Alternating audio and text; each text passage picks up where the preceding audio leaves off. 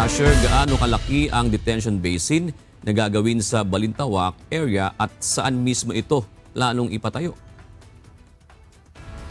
June, depende sa makukuhang right-of-way. Ngunit kalahati ng detention basin sa Bonifacio Global City o BGC ang posibleng laki ng itatayo na pansamantalang impakan ng tubig baha sa Balintawak, Quezon City. Ito ang inihayag ng Department of Public Works and Highways o DPWH sa gitna ng matinding problema ng pagbaha, partikular na sa EDSA Balintawak kapag nakararanas ng malalakas na ulan.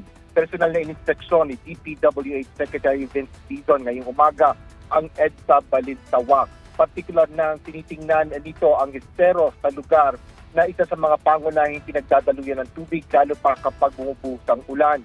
Ayon sa kalihim, isang flood-prone area ang Balintawak sa Quezon City kung saan umaabot ang pinakamalalang pagbaha ng hanggang nasa 2 talampakan. Isaan niya ito sa mga lugar sa EDSA na pinag-aaralan para sa flood mitigation o pagpapababa ng epekto ng baha. So, ang critical na solution dito, malaking detention basin. No? Magtatayo tayo dun sa harap ng Andres Bonifacio Monument. No? Saan ba yun? Dito. Dito, no? Pababa doon. Ang maganda dito is pag natayo natin yon, is hindi lang natin maiipsan yung baha dito sa EDSA, kundi pati yung pababa, papuntang all the way to G. Araneta, mababawasan natin. Katuwang ng DPWH sa pagbubuo ng disenyo ng detention basin sa Balintawak ay ang local government unit ng Quezon City, habang nangako ang NLEX Corporation para sa aktwal na pagpapatayo ng proyekto.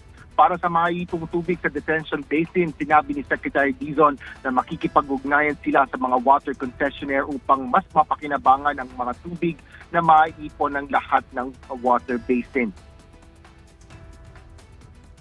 Papatulong tayo sa mga water concessionaires natin na kunin nila yung tubig na maiimbak natin para magamit for potable water. So, i-redirect yun sa mga treatment plants ng Maynilad at Manila Water. Kunwari dito, Maynilad tayo dito. Yes, sir. Maynilad tayo dito.